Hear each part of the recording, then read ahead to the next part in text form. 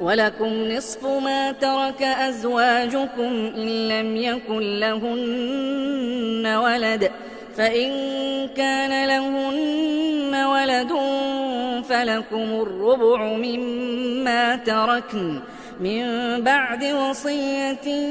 يوصين بها أو دين، ولهن الربع مما تركتم إن لم يكن لكم ولد، فإن كان لكم ولد فلهن الثمن مما تركتم من بعد وصية توصون بها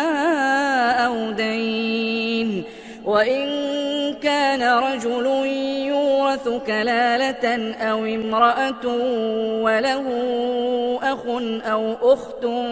فلكل واحد منهما السدس، فإن كانوا أكثر من ذلك فهم شركاء في الثلث من بعد وصية يوصى بها أو دين غير مضار،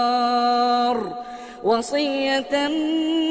من الله والله عليم حليم. تلك حدود الله، ومن يطع الله ورسوله يدخله جنات تجري من تحتها الأنهار خالدين فيها، وذلك الفوز العظيم.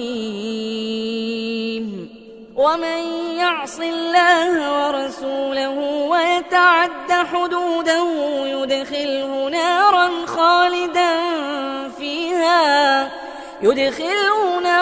خالدا